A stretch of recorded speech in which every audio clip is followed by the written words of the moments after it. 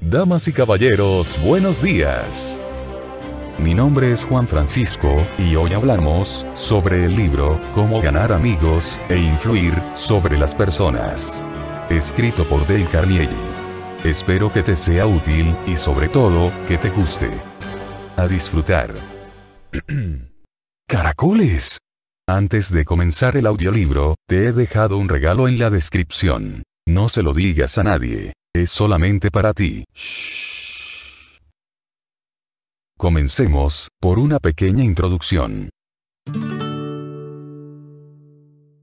Cuando contempla la fotografía de un grupo en el que aparece usted, ¿a quién mira primero? Aunque no lo andemos diciendo por ahí, a los seres humanos nos causa mucha más preocupación y sufrimiento un ligero dolor de muelas que una catástrofe humanitaria ocurrida al otro lado del globo terráqueo. Y así como usted da prioridad a sus propios intereses, las demás personas privilegian igualmente aquello que consideran fundamental.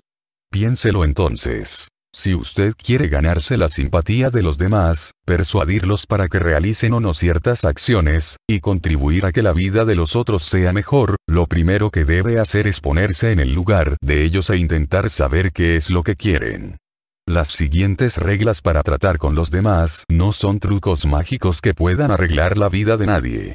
Son el resultado de muchas experiencias verídicas, en las que sus protagonistas han sabido pensar desde el punto de vista de otra persona y ver las cosas desde ese ángulo. Sería ingenuo asumir que siempre se obtendrá una reacción favorable por parte del otro cuando se utilicen estos métodos, pero el caudal de experiencias que se apoyan en estos principios indica que es más probable cambiar actitudes valiéndose de ellos que no haciéndolo. Y si con estos métodos logra usted aumentar su rendimiento, aunque sea en un 10%, entonces podrá apreciarse de ser un líder un 10% más eficaz y disfrutar los beneficios de ello. Empecemos hablando sobre las técnicas fundamentales para tratar a los demás. Regla 1. No critiques, no condenes, ni te quejes. Lewis Lawes, quien fuera alcaide de la famosa cárcel de Sing Sing, en Nueva York, afirmó continuo que pocos de los criminales que hay en Sing Sing se consideran hombres malos. Tal es la naturaleza humana, que permite afirmar que 99 veces de cada 100, ningún hombre se critica a sí mismo, por grandes que sean sus errores, y que, por el contrario, aprovecha el menor pretexto para descargar en otros sus críticas más acérrimas. Pero además de ser peligrosas porque lastiman el orgullo, socavan la autoestima y hacen emerger el resentimiento, las críticas son inútiles, pues en lugar de provocar cambios duraderos, ponen al criticado a la defensiva y listo para justificarse. Son miles las páginas de la historia donde encontrar ejemplos de la inutilidad de la crítica. Lincoln lo supo y por eso dijo: no juzgues si no quieres ser juzgado. Y cuando otras personas hablaban duramente de la gente del sur de los Estados Unidos, él respondía: no los censuréis. Son tal como seríamos nosotros en circunstancias similares. Cualquiera puede criticar, censurar y quejarse, y casi todos los tontos lo hacen. Pero se necesita carácter y dominio de sí mismo para ser comprensivo y capaz de perdonar. En lugar de condenar a la gente, intente comprenderla. Regla 2. Demuestra aprecio honrado y sincero. John Dewey sostenía que el impulso más profundo de la naturaleza humana es el deseo de ser importante. Sin ese anhelo, que llevó a Colón a reclamar el título de almirante del océano y virrey de las Indias, que hizo que Catalina la Grande se negara a abrir las cartas que no estuvieran dirigidas a su majestad imperial, o que Washington se hiciera llamar su grandeza, el presidente de los Estados Unidos. Sin ese anhelo que ha inspirado siempre a pensadores y artistas inmortales, nuestra civilización no habría sido posible. Alfred Lund, uno de los actores más destacados de su época, declaró: nada hay que yo necesite tanto como alimento para mi propia estima. Cada persona satisface su deseo de ser alguien de una forma diferente y esa es la característica que mejor define su carácter. De hecho, los manicomios están llenos de sujetos que han encontrado en la locura la importancia que en la cordura les ha sido negada. Así, si algunas personas tienen tanta sed de importancia que llegan a la demencia, imagine por un instante los milagros que podría usted lograr con tan solo ofrecerle al prójimo una honrada apreciación de su relevancia. Charles Schwab explicaba su éxito con estas sencillas palabras. Si algo me gusta, soy caluroso en mi aprobación y generoso en mis elogios. No se trata de ser adulador y embriagar a los demás con artificiales lisonjas, pues como sucede con el dinero falso, la adulación nos puede poner en aprietos si queremos hacerla circular. Se trata de reconocer las fortalezas del otro y apreciarlas de forma sincera. Hacer lo que hacía Emerson, cuyo prestigio personal no le impedía reconocer y elogiar las cualidades ajenas. Todo hombre que conozco es superior a mí en algún sentido. En ese sentido, aprendo de él. Regla 3. Despierta en los demás un deseo vehemente. Si quiere que los otros se interesen por algo, póngase en su posición, piense que les gusta, hábleles de lo que ellos quieren y muéstreles cómo conseguirlo. Al fin y al cabo, uno solo hace aquello que quiere hacer, pues el auténtico motor de las acciones humanas es el deseo personal de realizarlas. En lugar de hablarle al otro de lo que usted quiere que haga, tómese una pausa y piense. ¿Cómo puedo lograr que desee hacerlo? Entonces podrá presentar las cosas de modo que el otro pueda ver que le generan beneficios. El vendedor que logra demostrarnos que sus servicios o sus productos nos ayudarán a resolver nuestros problemas, no tendrá que esforzarse por vendernos nada. Ya lo compraremos nosotros. Haga como el padre de Tim, aquel niño que iba a comenzar el parvulario al día siguiente y se negaba a ir, entre lágrimas y gritos. En lugar de obligarlo por la fuerza, el padre sacó unas pinturas e invitó a su esposa y a su otro hijo a pintar con los dedos en la cocina. Cuando Tim quiso participar en la actividad, su padre le dijo: «Oh, no, tienes que ir al parvulario para aprender a pintar con los dedos». Esas pocas palabras bastaron para despertar todo el interés de Tim por el parvulario, y al día siguiente no veía la hora de comenzar las clases. Hablemos ahora sobre las 6 maneras de agradar a los demás. Regla 1. Muestra un interés sincero por los demás. Un siglo antes de que naciera Jesucristo, un famoso poeta romano, Publio Ciro, señaló: «Nos interesan los demás cuando se interesan por nosotros». ¿Alguna vez ha pensado en la estrategia del perro para ganarse el sustento sin trabajar? Mientras que la gallina pone huevos, el canario canta y la vaca entrega su leche, el perro se gana la vida con solo demostrar su cariño por el dueño. Él sabe que todos los humanos, sean obreros en una fábrica, empleados en una oficina, o incluso reyes, gustan de aquellos que los admiran o que simplemente se alegran de su compañía. Un interés genuino en la otra persona es la cualidad más destacada que puede poseer un vendedor o, en realidad, cualquier persona. Howard Thurston, uno de los magos más famosos de la historia, cifraba su éxito en su amor por el público y, por eso, antes de salir al escenario siempre se repetía mentalmente: «Adoro a mi público, le estoy agradecido».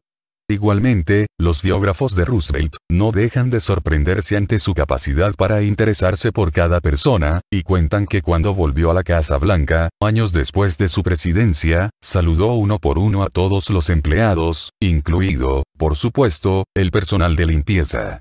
Así pues, se pueden ganar más amigos en 2 meses interesándose genuinamente por ellos, de los que se conseguirían en 2 años intentando que los demás se interesen por uno. Regla 2. Sonríe.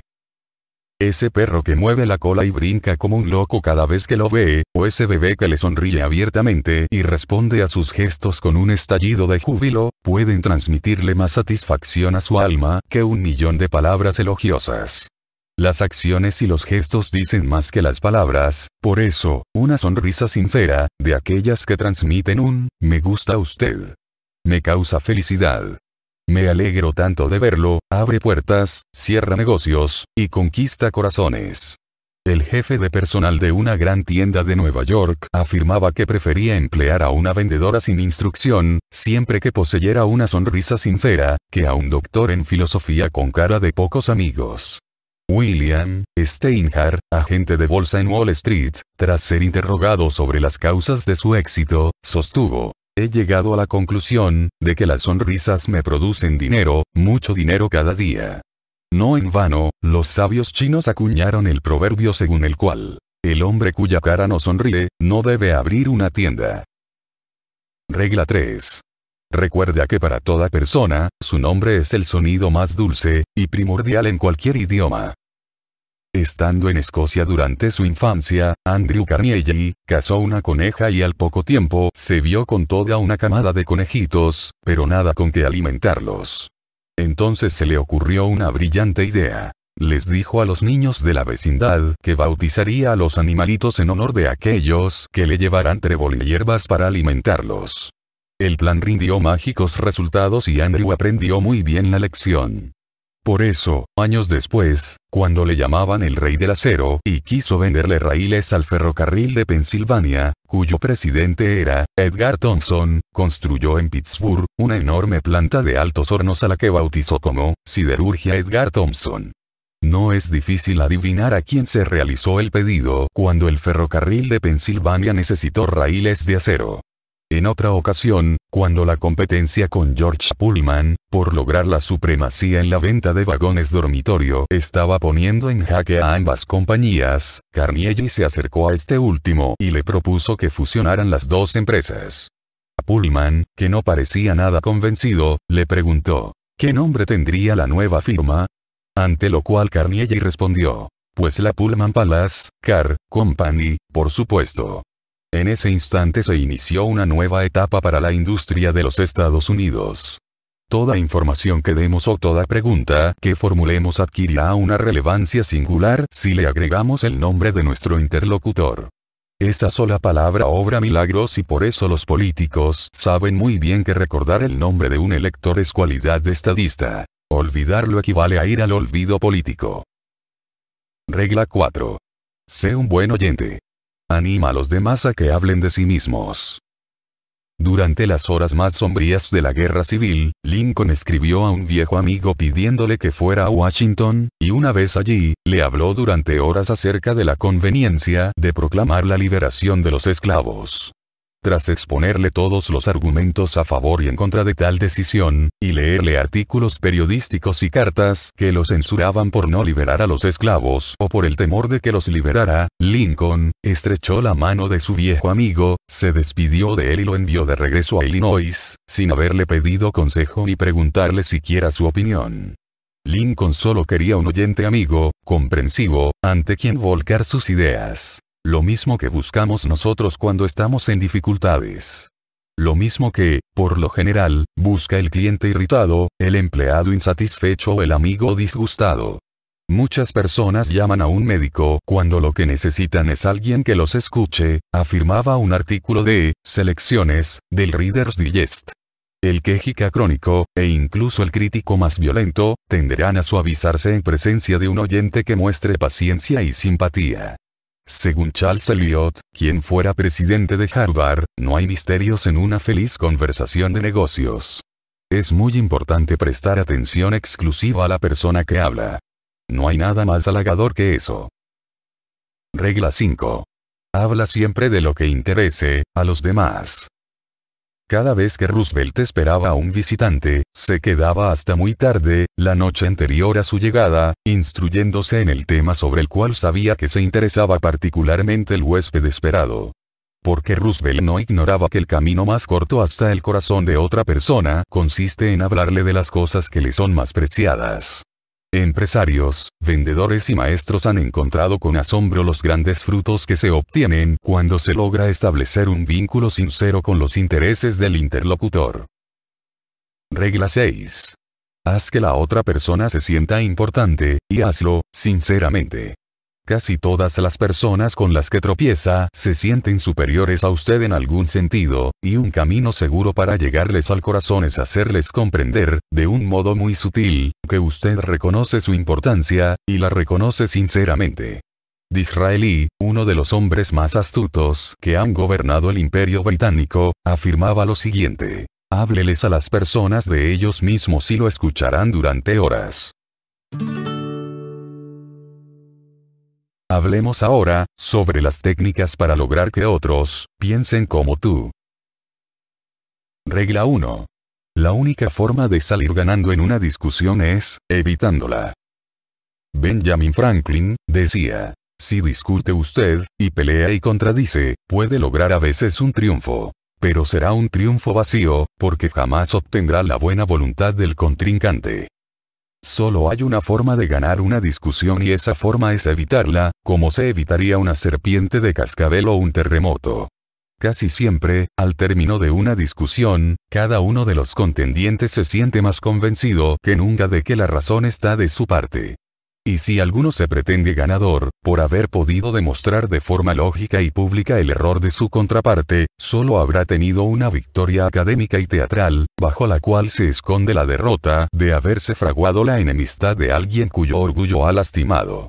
Podemos volcar sobre el otro toda la lógica de Platón, o de Kant, pero difícilmente alteraremos sus opiniones cuando hemos herido sus sentimientos.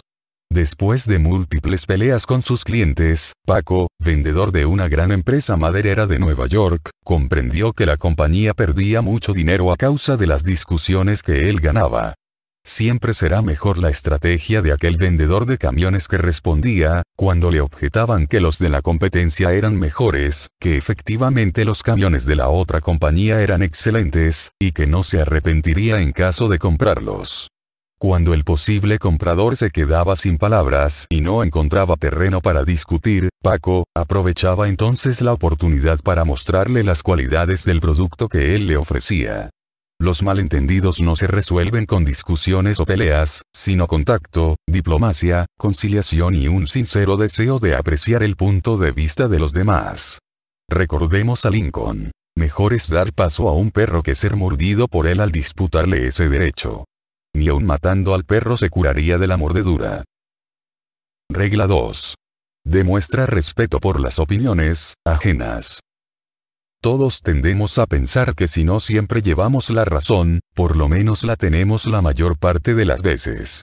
Pero resulta que si la tuviéramos en el 55% de las veces, entonces ya deberíamos haber ido hasta Wall Street y hacernos millonarios en cuestión de poco tiempo. En realidad somos mucho más falibles de lo que alcanzamos a concebir. Y si no podemos afirmar que tenemos la razón ni en el 55% de las veces, entonces ¿qué sacamos con restregarles a los demás sus errores? Cuando alguien se equivoca, a veces lo admite para sus adentros.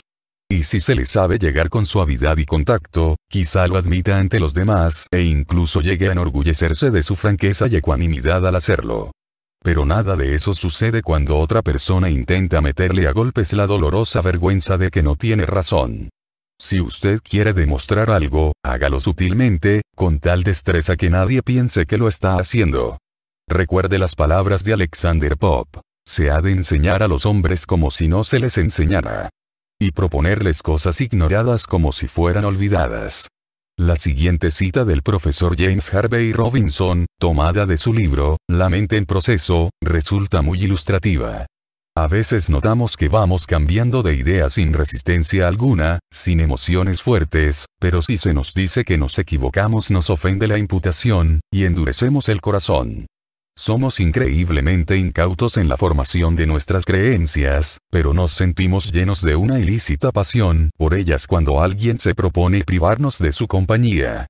Es evidente que lo que nos resulta caro no son las ideas mismas, sino nuestra estima personal, que se ve amenazada. El resultado es que la mayor parte de lo que llamamos razonamiento consiste en encontrar argumentos para seguir creyendo lo que ya creemos.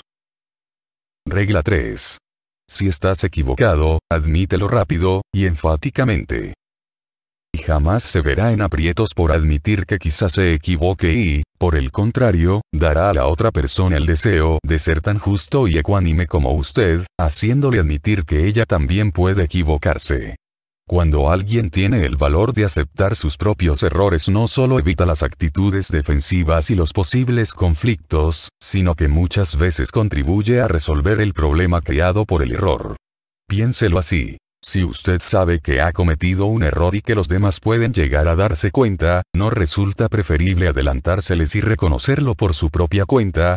Siempre es más fácil escuchar la crítica de nuestros labios que la censura de labios ajenos y, al decir de usted mismo todas las cosas negativas que la otra persona puede tener razón en pensar, no solo le quitará el motivo para hablar, sino que es muy probable que esa persona asuma una actitud generosa, de perdón y que, en lugar de amplificar el ataque, salga en su propia defensa. Regla 4. Empiece de forma amigable.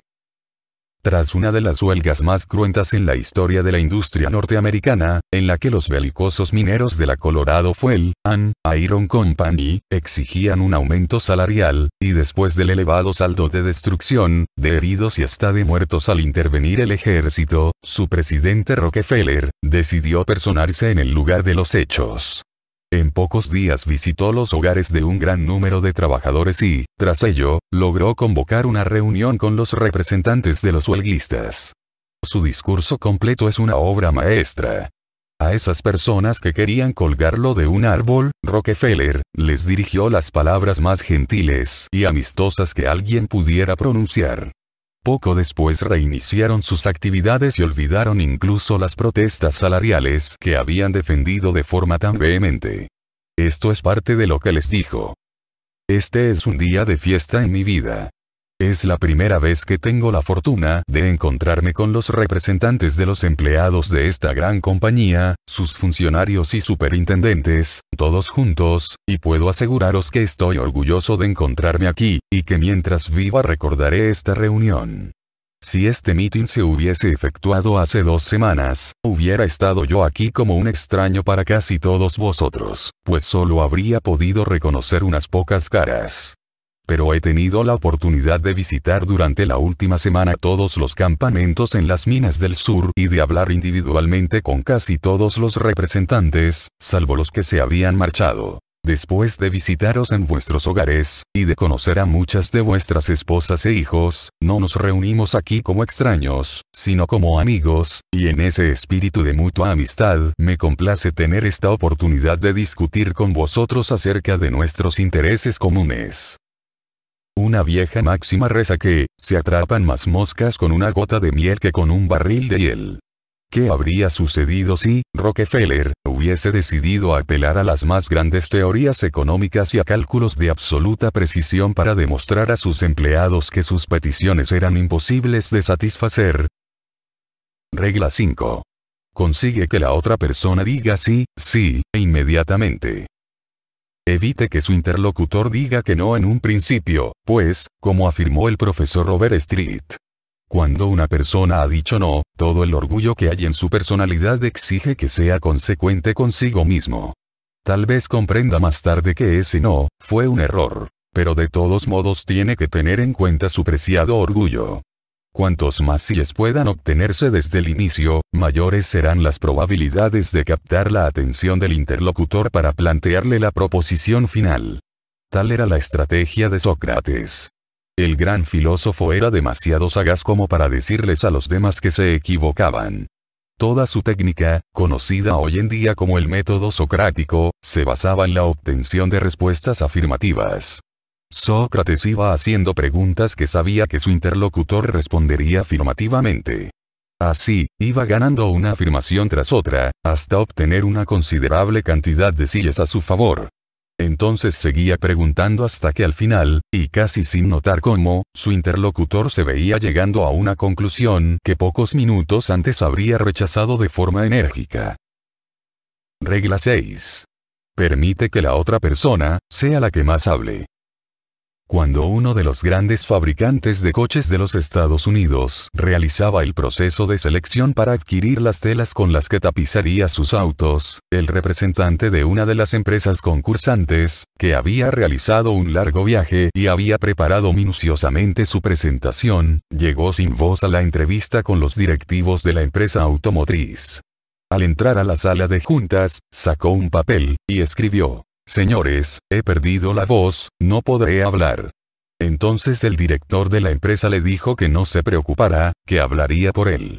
Y al ocupar su posición, no solo se encargó de presentar las virtudes de sus telas, sino que respondió con acierto a las diferentes objeciones que los otros miembros plantearon. El vendedor, que se había limitado a asentir con la cabeza, firmó esa tarde el contrato más cuantioso de su vida. 1.000.000 de metros de tela para tapizados. Regla 7. Permite que la otra persona sienta que la idea es de ella. Ralph Waldo Emerson dejó escrito lo siguiente en uno de sus ensayos. En todo trabajo de genio reconocemos nuestras propias ideas desechadas. Vuelven a nosotros con cierta majestad ajena. Entonces, cuando intentamos persuadir a otro frente a una idea que hemos tenido, ¿no sería mejor presentársela mediante sugestiones para que él mismo llegue a ella y la asuma como propia? Eso lo sabía muy bien el coronel Edward House, que supo otorgarle, de forma humilde y discreta, la autoría de sus ideas sobre la gestión de los asuntos nacionales e internacionales al presidente Woodrow Wilson, y se ganó el lugar más privilegiado entre los asesores de este último. El propio House escribió: una vez que llegué a conocer bien al presidente, supe que el mejor medio para convertirlo a cualquier idea era introducirla en su cabeza, sin darle importancia, pero de tal forma que despertara su interés, a fin de que él empezara a pensar en ella por su propia cuenta. Las palabras que pronunció el sabio chino, Lao Tse, hace 25 siglos recogen esta actitud, y encierran una sabiduría inigualable.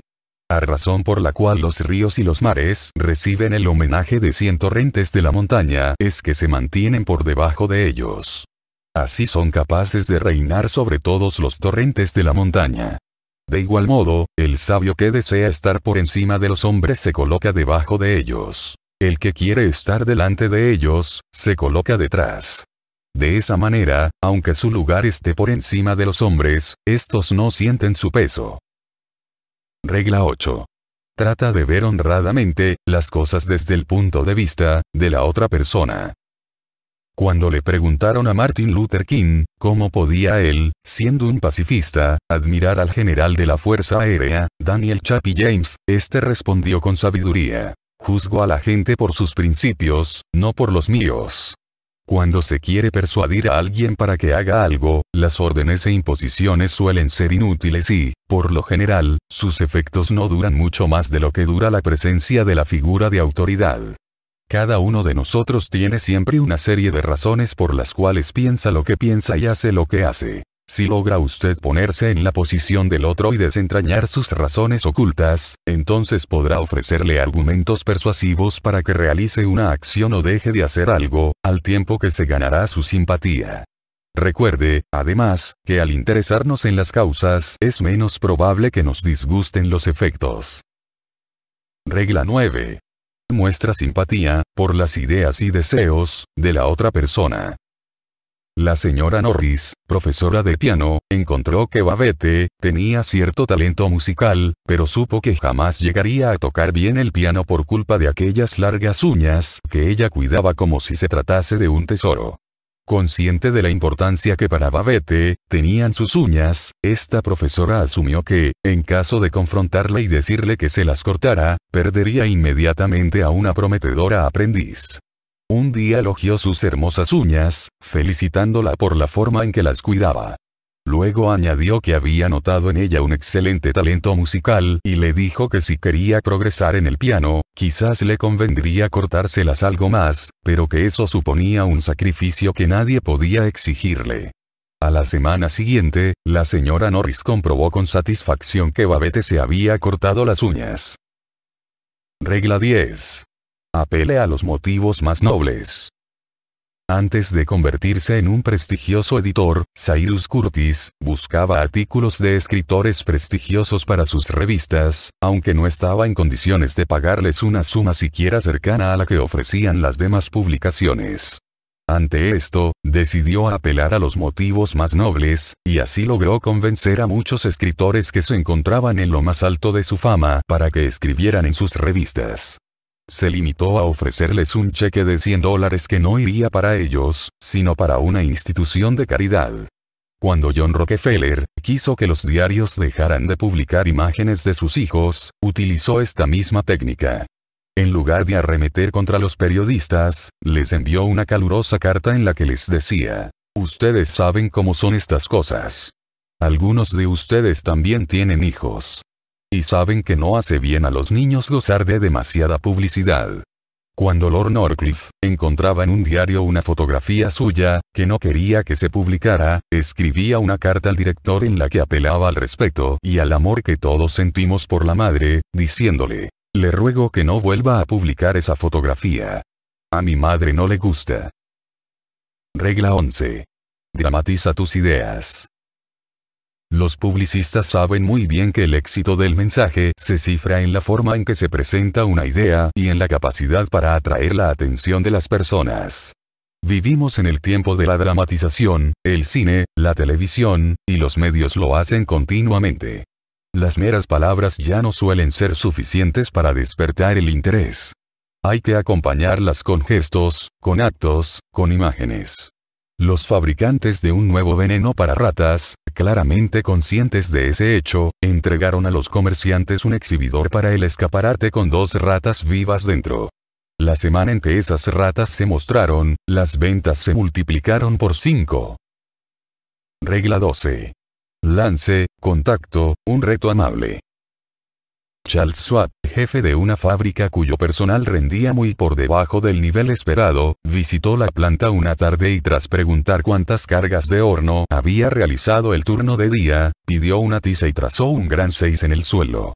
Cuando llegaron los trabajadores del turno de noche preguntaron qué significaba ese número, a lo que les respondieron que el gran jefe había estado allí y había dejado escrita la cantidad de cargas realizadas por el turno de día. A la mañana siguiente, Schwab volvió al taller y vio que los trabajadores de la noche habían borrado el 6 y en su lugar habían dibujado un enorme 7. Cuando los trabajadores de la jornada diurna lo vieron, en lugar de avergonzarse se llenaron de coraje y unas horas después lo borraban para escribir en su lugar un 12 aún más grande. Schwab no tuvo que decir ni una sola palabra, pero en pocos días la producción de su fábrica se había multiplicado de forma asombrosa.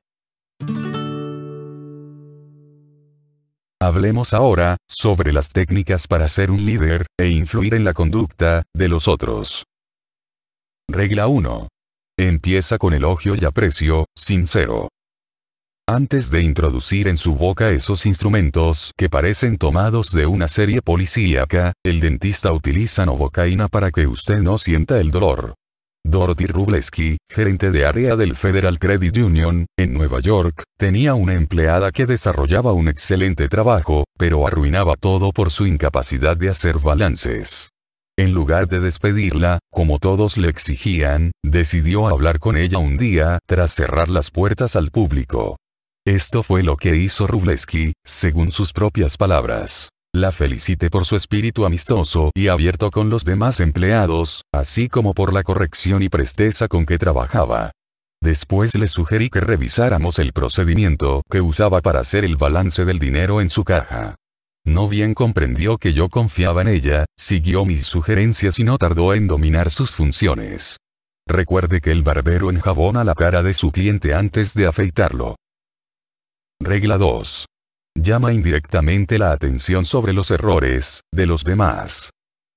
Para suavizar una crítica no siempre basta con agregar un elogio previo que la amortigüe y muchas veces, cuando se quiere modificar la actitud de alguien sin ofenderlo ni crear resentimientos, una sola palabra puede marcar la diferencia entre el triunfo y el fracaso. Por ejemplo, si un padre que quiere censurar los resultados de su hijo en álgebra se acerca y le dice: estoy muy orgulloso de ti por haber mejorado tus notas este mes, pero si te hubieras esforzado más en álgebra, los resultados habrían sido aún mejores. Hará que el niño se sienta contento hasta que escuche la palabra pero. Esta le hará sentir que el elogio inicial no era más que un pretexto para cuestionar sus resultados. Ese mismo padre lograría un efecto muy diferente con tan solo cambiar ese pero por un y. Estoy muy orgulloso de ti por haber mejorado tus notas este mes y si sigues esforzándote, podrás subir las notas en álgebra al nivel de las demás. En cierta ocasión, la señora Jacob contrató a unos obreros para realizar una obra en su casa. Durante los primeros días de trabajo, cuando regresaba de su oficina, notaba con desagrado que habían dejado el patio lleno de fragmentos de madera. En lugar de reprenderles o darles una orden, una tarde pidió ayuda a sus hijos y entre todos recogieron y apilaron en un rincón los restos de madera. Al día siguiente, se acercó al capataz y le manifestó lo contenta que estaba por el modo en que habían dejado el patio el día anterior, pues así no incomodaba a los vecinos. Mientras las obras continuaron no tuvo que hacer nada más. Cada vez que volvía de su oficina, encontraba el patio de la casa en completo orden. Regla 3.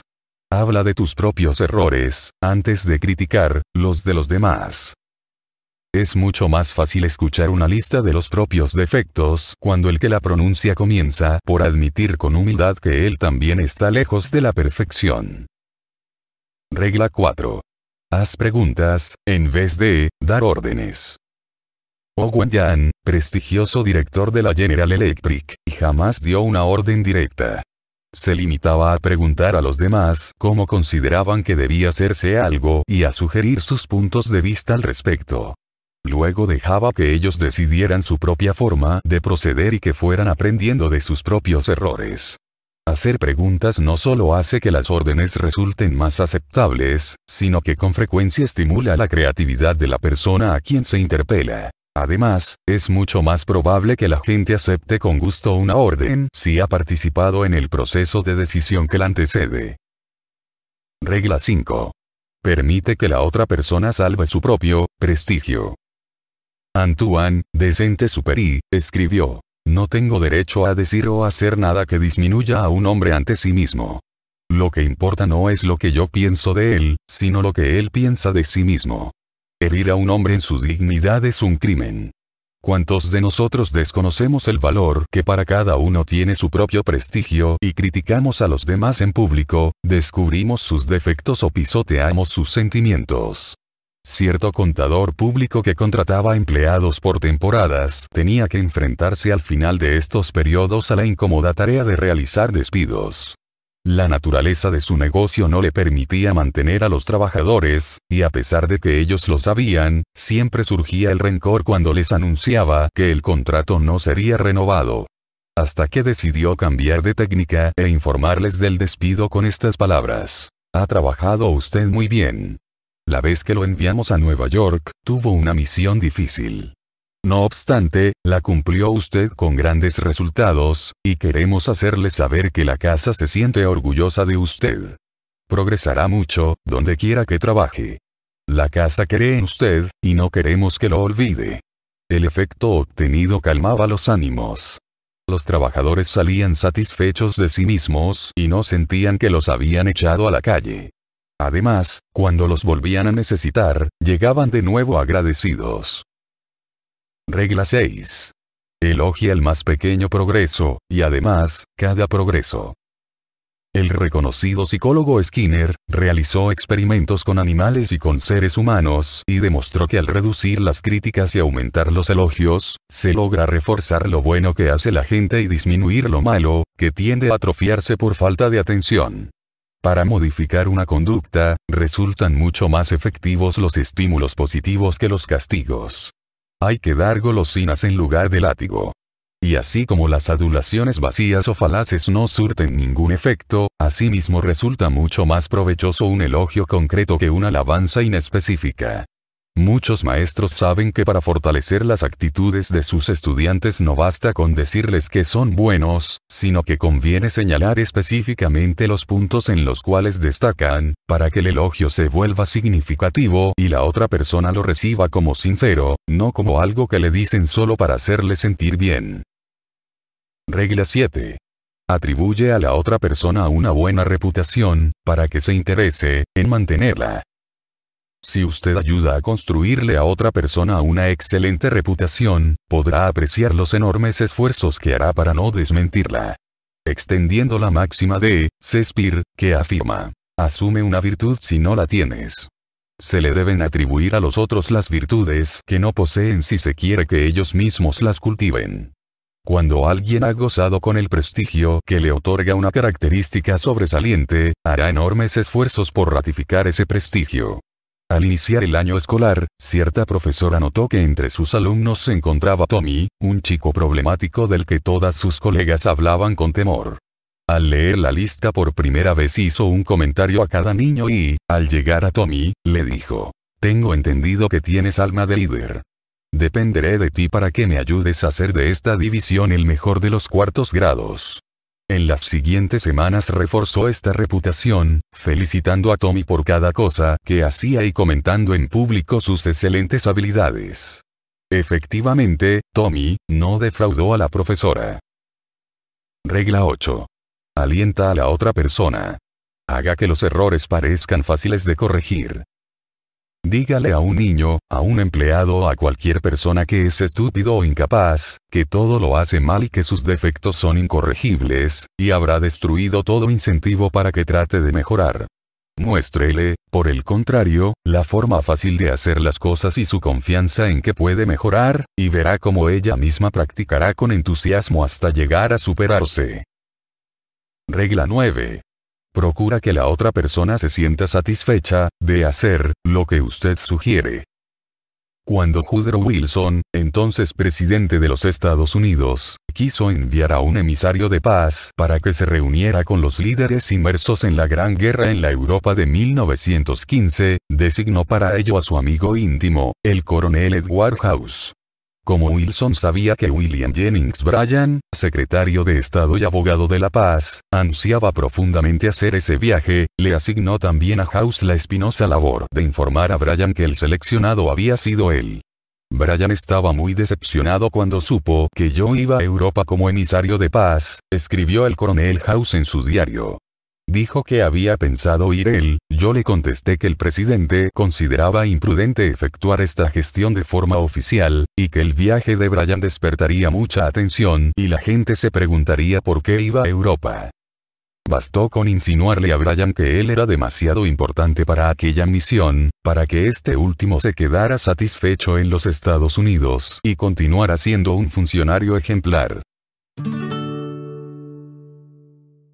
Por tanto, para finalizar, recuerda que hace 3000 años, Zoroastro enseñó a sus discípulos, en el culto del fuego, en Persia, un precepto fundamental.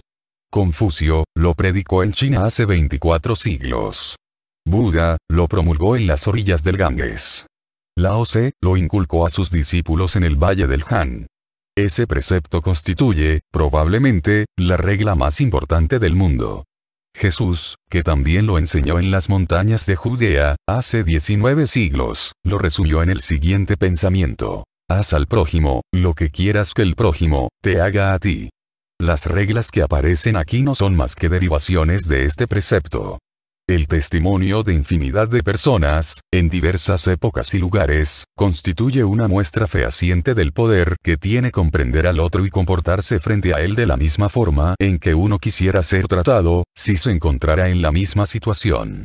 Si se quiere ser capitán y dirigir la nave de los negocios, la personalidad, el tacto, y la facilidad de palabra, serán mucho más útiles que el conocimiento de los verbos latinos, o que un diploma de Harvard.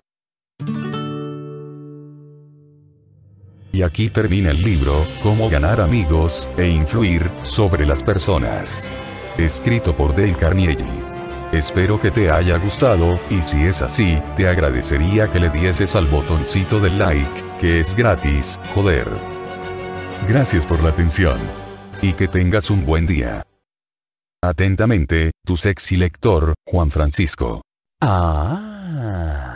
Y por último, recuerda que en la descripción, te he dejado un regalo. No se lo digas a nadie. Es solamente para ti. Shh. Hasta pronto.